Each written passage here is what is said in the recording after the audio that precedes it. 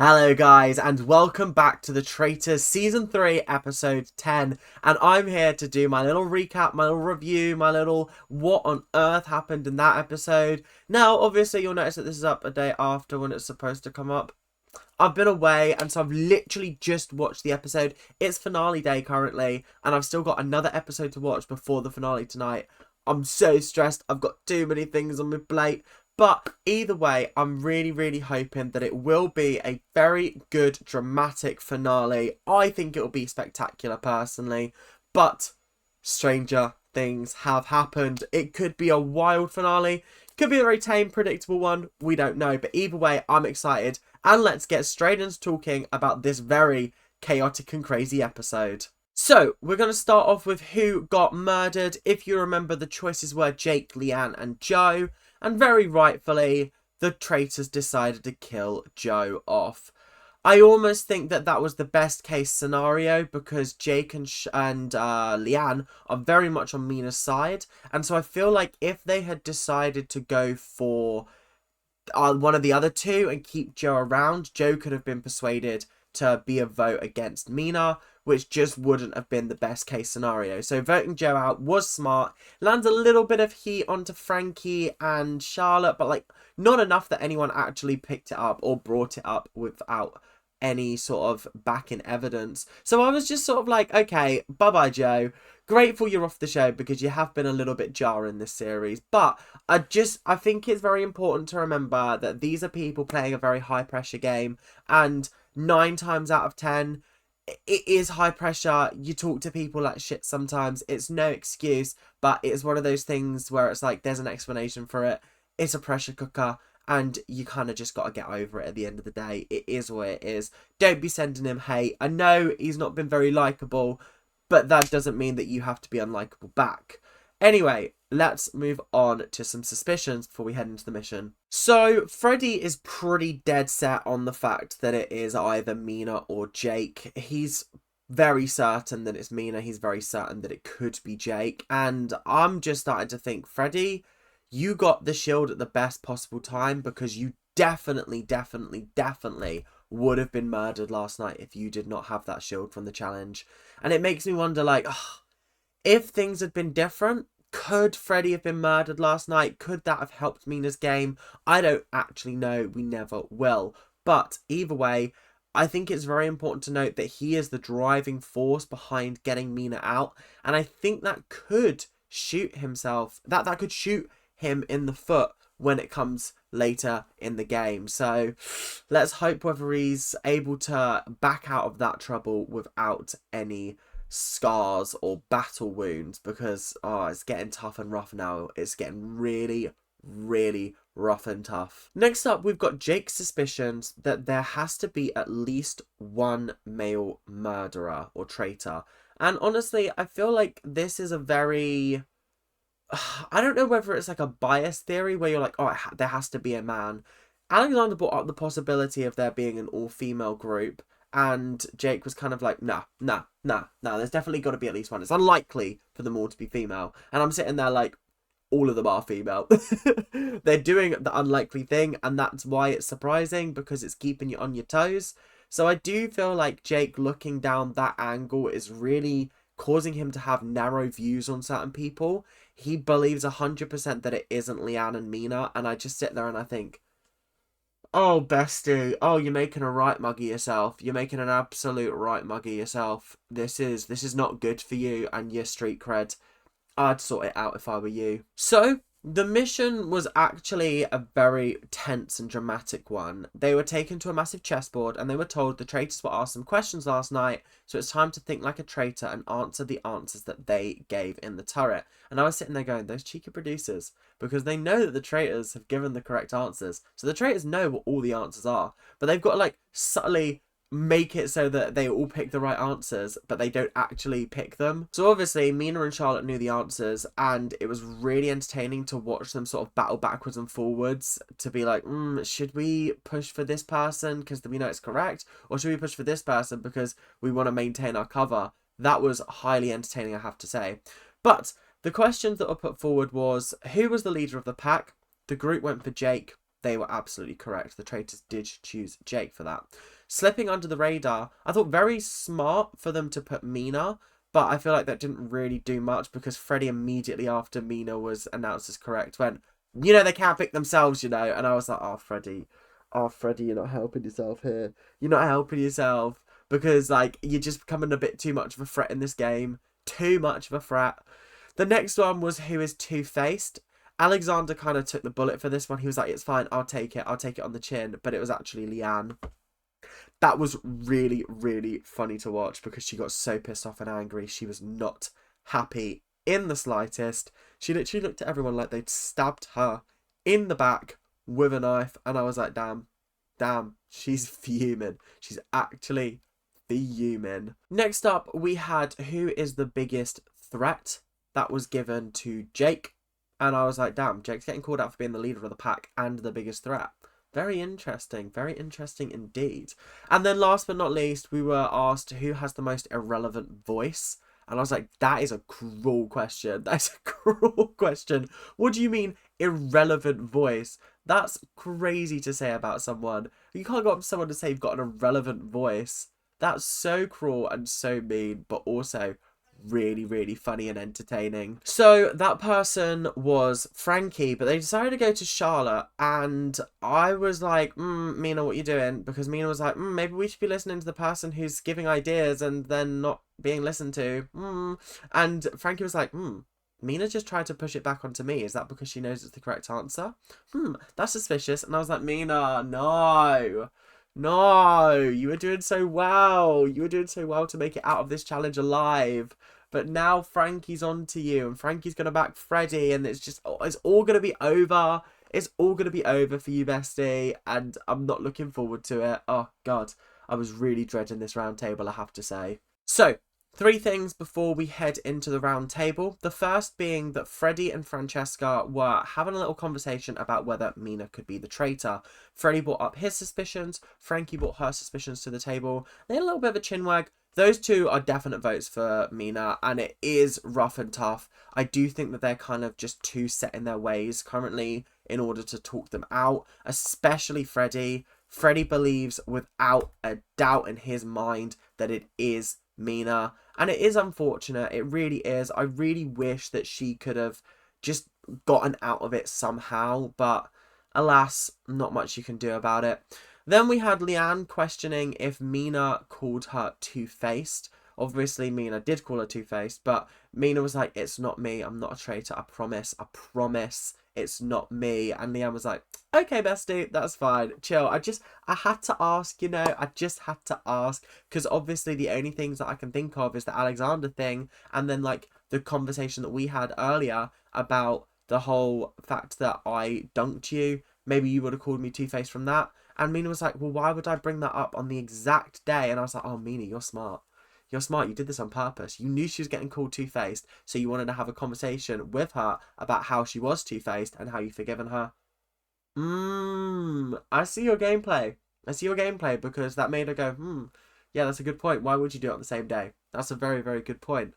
And then the last thing I saw was Minah hoping that Charlotte will pin it onto Freddie. But Charlotte's going into this round table thinking, am I voting Minah or am I not voting Minah? Not am I voting Freddie or am I not voting Freddie? She is gung-ho with getting Minah out, but I think that this is the worst possible way to do it. The best thing she could do is keep Minah around for one more episode so she's not forced to recruit. I just think that could cause issues, and I think that Charlotte could land herself in some hot water if she did decide to recruit and it backfired on her. I feel like Minah recruiting backfired on her. I feel like she should have chosen somebody else, but she should have chosen Leanne, let's be honest. I feel like Leanne would have definitely been a huge asset to the team, and Charlotte would have just been absolutely clueless. And I don't feel like Leanne would have stabbed Minah in the back the way that Charlotte is trying to at the moment. It's round table time, which means that we're going to start with Jake, who is the self-appointed leader of the pack. I find that really, really funny. He's not self-appointed. The traitors appointed it, but you know what I mean. He was like, yep, I'm the leader of the pack. I'm going to start. He brought up his 2 males theory. I feel like there's at least one and there's 2 left, so it's got to be one of yous. And I was sitting there like, oh, this is such a a baseless theory that has like some kind of logic to it, but doesn't really work because the logic is flawed. And I just sat there and I was like, how can you be so blind to the fact that there could be another couple of girls? Like, do you really think there's there has to be at least one? There has to be at least one. I just feel like if I was in that game, I wouldn't be playing it by, oh, there has to be at least a guy. There has to be. Because there isn't. And that's proven it. Do you know, proven it? It's proved it.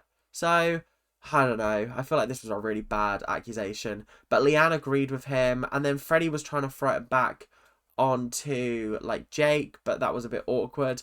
But then Freddie was asked by Leanne and was like, so you said earlier that, you were never going to write my name down and you trusted me 100%. You can't trust me 100%. And Minah and Jake were like, yeah, literally, you can't trust anybody 100%. And then someone else was chiming in and being like, no, I feel like what he was saying was that he feels like he can trust her the most that he can trust somebody. And I was like, okay, yeah, that's a good excuse, to be fair. That's a good one. I'll allow that. I think, yeah, fair game. You smashed that one.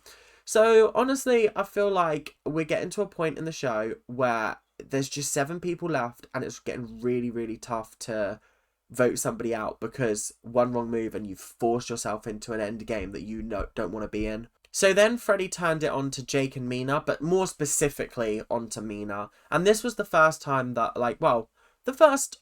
we saw her last time give, like, a brief defense. But we saw this time that, like, Minah gave a real defense. And I have to say, Minah's a very, very good traitor in the sense of I feel like she can talk herself out of anything. It's just some people are just too stuck in their ways.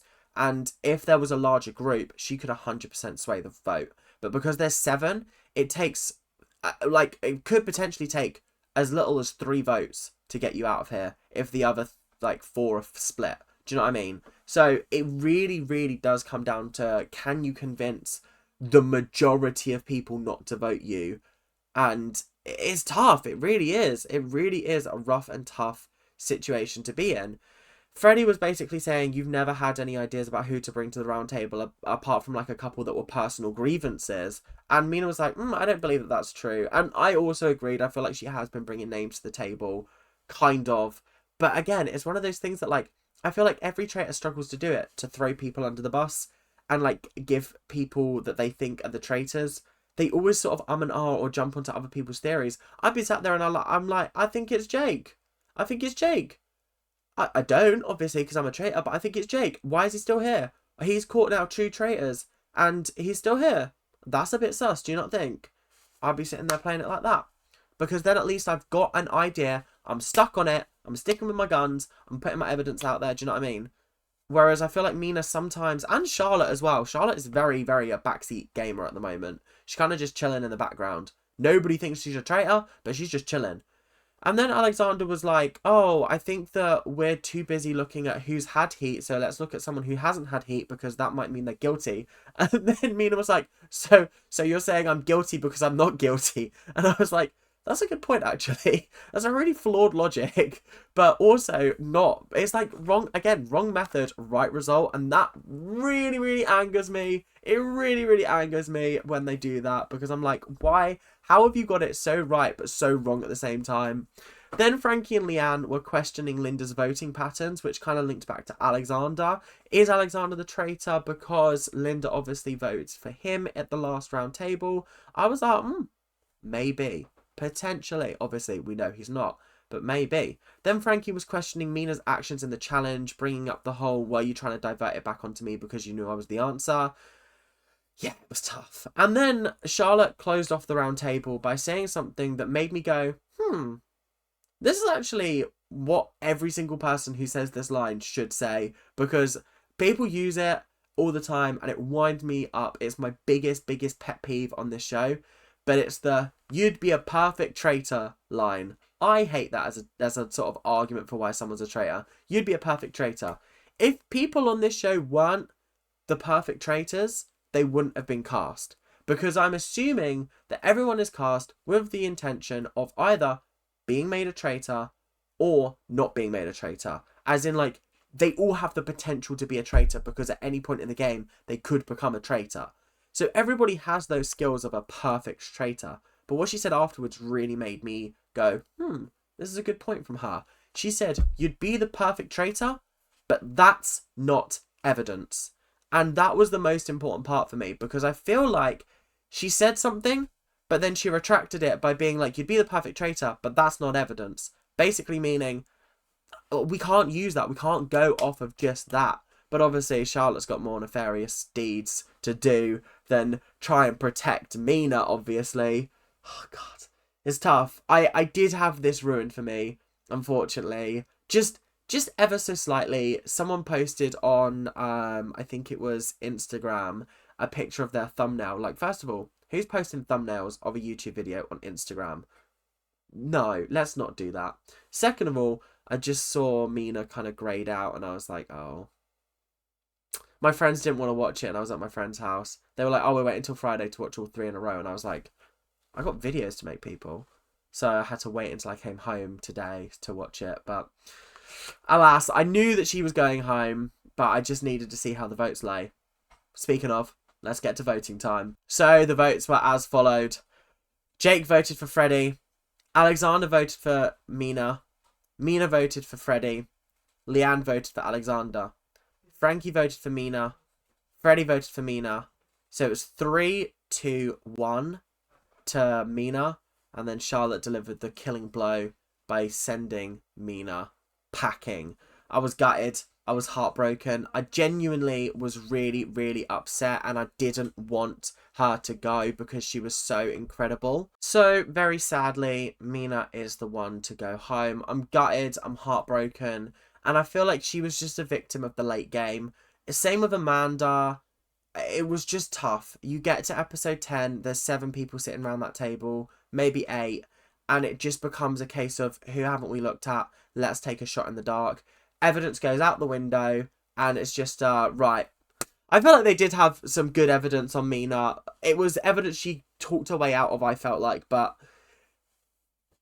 people are going to think what they want to think at the end of the day. People are going to go with who they want to go with. No matter how much you defend yourself, if people want to vote for you, they're going to vote for you. There's not really much you can do to dissuade them. And I feel like that's exactly what happened with Minah. Same with Amanda in season 1. Same with, I'm trying to think, Phaedra in US 2.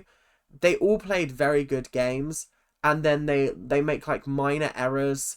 And then it's like, okay, well, there's not many people left, so maybe we should look in your direction. Maybe we should vote you out just to take a chance. And I don't think you should be taking chances in this game. This isn't an ABBA tribute night. But anyway, that is it.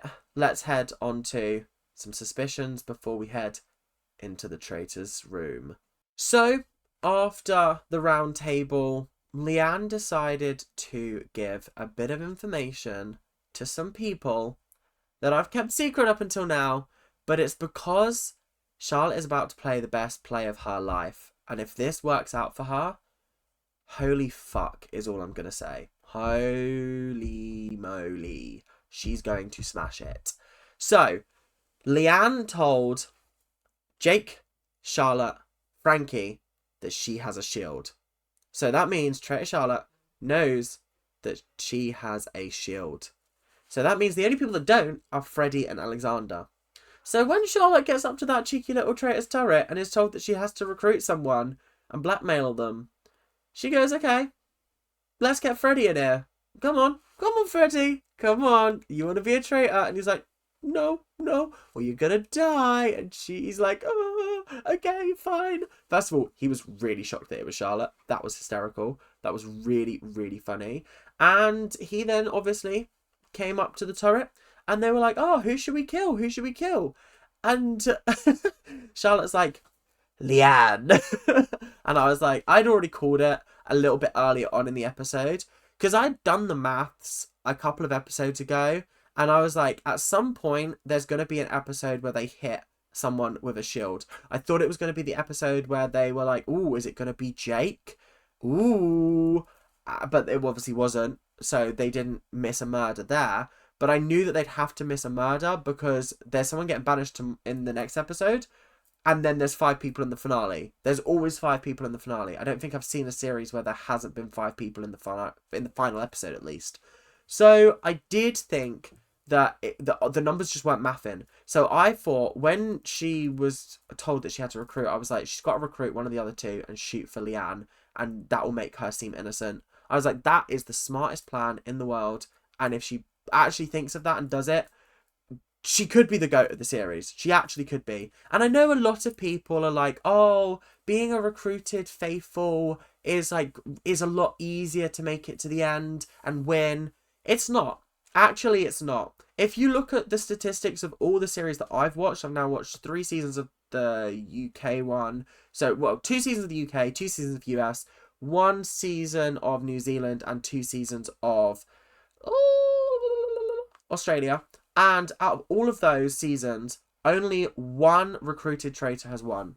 A couple have made it to the final episode, to the final round table, like the banishment circle, but only 1 has won it. So therefore, saying that it's easier for a recruited traitor is actually bullshit. I think it's actually a lot harder, because most of the time recruited traitors are brought in to be set up and sent home. This is one of the rare moments where the original traitor, Minah, wasn't planning on getting rid of Charlotte. She should have been. She should have been setting Charlotte up for failure and have her take the crowning achievement. But I think Minah's insistence on sisterhood and let's stick together was what bit her in the arse in the end. And Charlotte just doesn't have that same determination. She's here to win. She's not here to be friends with people. And I do appreciate that about her. So I think Charlotte's doing a very, very good job. I'll be interested to see how she gets on across the next 2 episodes. I haven't seen them yet. I'm about to go watch the next one now. And then the finales tonight, which will be coming out on Monday. So hopefully you guys are enjoying. Make sure to like, comment, and subscribe. Do all that YouTube stuff that you guys do so well. And I will see you guys later. Make sure to keep on ranting. Bye now.